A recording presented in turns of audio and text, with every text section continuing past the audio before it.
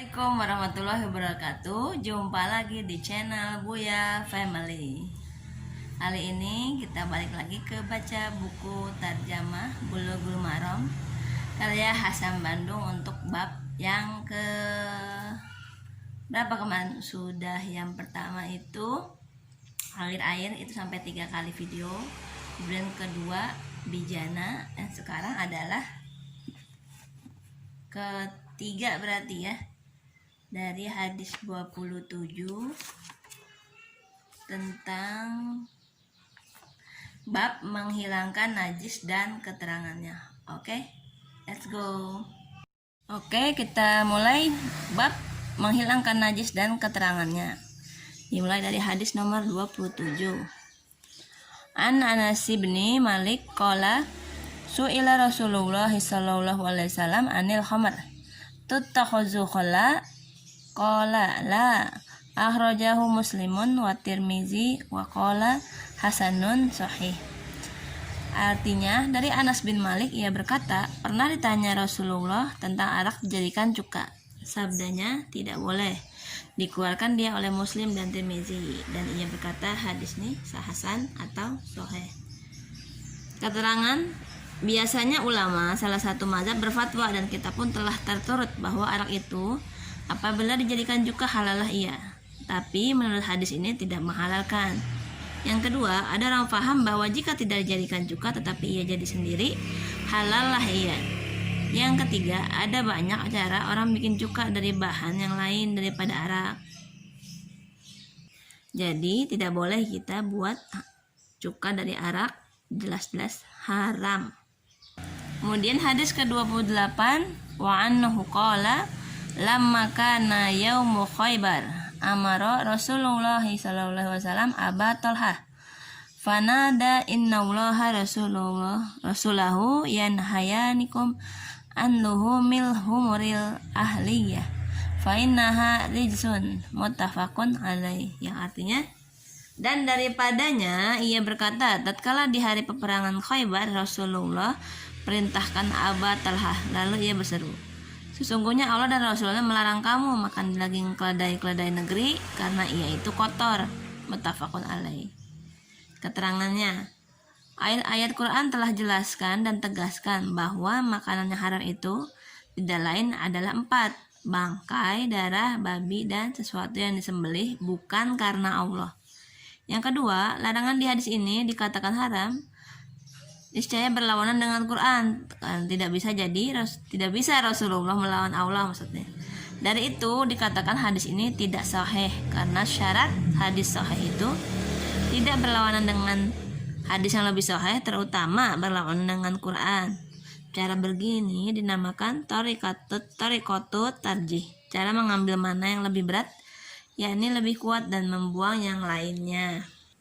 Namun yang ketiga, larangan di hadis itu jika dikatakan makruh, maka tidak ada perlawanan antara Quran dan hadis, karena Quran mengharamkan dan hadis memakruhkan.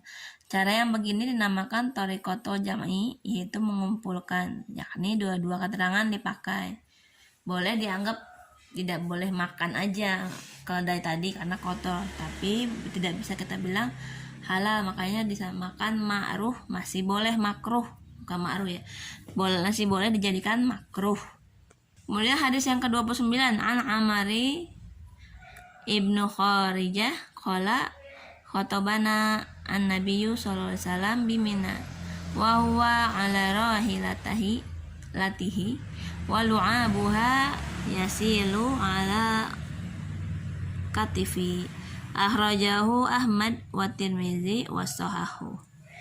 Dari Amr bin Kharijah ia berkata, Nabi SAW pernah berkhutbah kepada kami di Mina dalam keadaan duduk di atas kendaraannya, yakni unta ya, sedangkan air liurnya meleleh atas bahu saya, dan ia sahkan dia. Jadi pembawa riwayat ini hendak menunjukkan bahwa liur binatang ternak tidak najis. Yang kedua, walaupun tidak ada riwayat ini, tidak dapat kita katakan liur binatang itu najis karena tidak ada keterangan yang menajiskannya. Ya cukup jelas ya, karena yang kita tahu najis itu ada 3 kan, najis sedang, ringan, dan berat. Jadi tidak termasuk liur binatang ternak atau unta ini. Yang ke-30 an Isa qalat kana Rasulullah sallallahu alaihi wasallam yaksilul maniya summa yakhruju ila sholati fi dzalik saubi wa ana anzuru ila asaril ghusli muttafaqun alaih. Dari Aisyah, ia berkata adalah Rasulullah Sallallahu Alaihi Wasallam mencuci mani, kemudian ia keluar untuk sholat dengan memakai kain itu, sedang saya melihat bekas cucinya. Hadisnya muttafaqun alaih, nggak perlu diragukan ya. Kemudian sekarang hadis yang ke-31 dan 32. Wali Muslim, jadi bagi Muslim, laqad kuntu afruquhu min saubi Rasulillah Sallallahu Alaihi Wasallam farakan fayusalli fi. Dan bagi Muslim, Aisyah berkata, sesungguhnya saya pernah gosok dia sungguh-sungguh dari kain Rasulullah, lalu ia sholat dengan memakainya. 32. Wa fi lafzil lahu laqad kuntu ahukkuhu ya bisam apa tuh? Bizufri mina saubi. Dan pada satu lafaz lain baginya, sesungguhnya saya pernah kikis mani itu dalam keadaan kering dengan kuku saya dari kainnya. Ya, keterangannya, kalau mani itu najis niscaya Aisyah cuci dia tidak gosok, tidak kikis atau tidak kerik dia dari kain sesudah ia kering, ya kan? Berarti nggak apa-apa. Yang kedua, Rasulullah cuci kain yang kena mani itu tidak berarti mani itu najis, karena sering juga orang cuci kain yang kena ludah atau ingus ya. Ini perumpamaan atau permisalan yang disejajarkan hampir sama atau sama. Jadi mani seperti aja ludah atau ingus, jadi tinggal cuci saja, sudah pakai deh kalau sudah kering. Kemudian yang ke-33, an Abis Samhi qala Rasulullah sallallahu alaihi wasallam yuksalu min baulil jariyati wa yurashu min baulil gulam.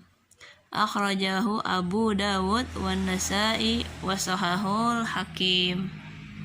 Artinya ialah dari Abi Samah ia berkata, telah bersabda Rasulullah SAW, dicuci dari air kencing anak perempuan dan disiram dari kencing anak laki-laki. Dikeluarkan dia oleh Abu Dawud dan Nasai dan disahkan dia oleh Hakim. Keterangan dari hadis ini, yang pertama, maksud hadis ini ialah bahwa sesuatu benda yang kena kencing anak perempuan perlu dicuci, dan yang kena kencing anak laki-laki cukup dengan disiram saja. Kedua, ada lain-lain riwayat dari Nabi dan sahabat bahwa anak laki-laki yang tersebut di hadis itu ialah yang belum makan makanan selain susu. Kemudian oleh sebab hadis-hadis dan riwayat di dalam urusan ini perlu diperbincangkan sahnya, maka lebih baik kita cuci saja sesuatu yang kena kencing anak laki-laki itu, ya.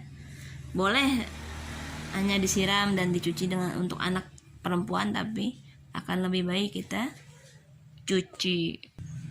Ya, yang ke-34, an Asma binti Abi Bakar anna Nabiyya sallallahu alaihi wasallam qala fi damil haidi yusibu sauba tahutuhu summa takhrusuhu bil ma'i summa tandahuhu summa tusalli fi muttafaqun alaih.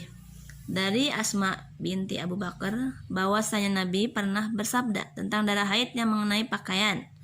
Hendaklah ia kerik dia, kemudian ia gosok dia dengan air, kemudian ia cuci dia, kemudian ia salat dengan memakainya. Muttafaqun alaih. Kemudian hadis ke-35, an Abi Hurairah qalat khawlatu ya Rasulullah fa illam yazhabid damu qala yakfikil ma'u wala yadurruki asaruhu. Akhrajahu Tirmizi wa sanadu dhaif. Ya, artinya dari Abi Hurairah yang berkata, Khawlah bertanya, ya Rasulullah, bagaimana jika tidak hilang darahnya? Ia bersabda, Cukup bagimu cuci dengan air dan tidak mengapa bagimu bekas darahnya. Dikeluarkan dia oleh Tirmizi dan sanadnya itu lemah. Ya, oke, untuk hari ini sekian.